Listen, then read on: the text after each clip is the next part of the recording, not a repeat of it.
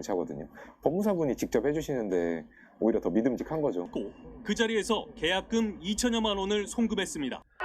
안녕하세요, 김법무사입니다. 임대차 계약을 하던 매매 계약을 하던 계약금을 지급하게 돼 있어요. 계약금을 지급을 하죠. 그런데 이 계약금을 지급한 단계에서는 계약금을 보호받을 장치가 없어요. 예를 한번 볼까요? 이번엔 LH를 보겠습니다. LH를 믿고 전세 계약을 했다가 계약금을 떼인 사례가 있습니다. 이삿날에 집주인이 잠적해버렸습니다. 항의를 하자 LH는 문을 부수고라도 집에 들어가라고 주문했습니다. LH 전세임대주택 신혼부부 모집에 신청한 A씨. 어렵게 조건에 맞는 빌라를 찾아 지난달 LH 직원이 참석한 가운데 전셋집을 계약했습니다. LH 쪽에서 권리 분석을 해준 물건이니까 진행을 해도 되겠다. 이제 LH 법무사분께서 모든 서류를 다 들고 그냥 여기에 서명해 주세요라고 하면 서명만 하면 되는 그런 절차거든요. 법무사분이 직접 해주시는데 오히려 더 믿음직한 거죠. 신청자는 LH를 믿고 그 자리에서 계약금 2천여만 원을 송금했습니다. 보통 임대차 계약을 체결하던 아니면 매매 계약을 체결하던 권리 분석을 하죠. 권리 분석 그 단계에서는 임대 받았을 때 임대차 보증금의 회수 가능성, 그다음 매매 계약에서는 또 추가적인 부담이 없는지, 선순위 담보권이 없는지 그런 걸 확인하는 절차고, 그리고 만약에 이 사내 같은 경우에는 임대차 계약이니까 임대차 보증금을 지급을 하겠죠. 2천만 원. 그러면 아무리 권리 분석을 잘해도 임대인이 2천만 원을 받고 잠적을 하면 별도로 소송을 통해서 구제받을 수밖에 없어요. 임대차 보증금이니까 그 주택에 대해서 가압류를 진행하겠죠.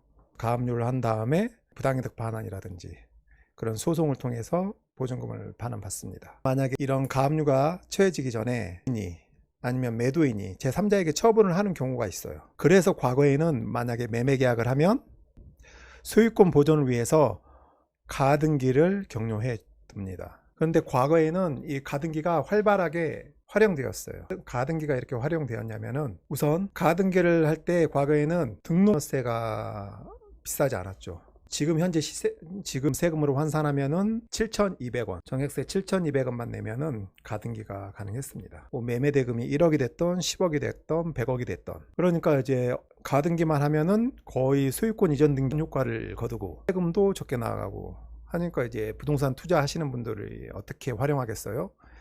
이제 매매 등기를 하지 않고 가등기만 해놓고 1년, 2년, 3년, 4년 그렇게 버틴 다음에 이제 바로 중간 생략 등기를 하는 거죠. 새로운 매수인에게 전 매도인이 직접 소유권 이전 등기를 격려해 줍니다.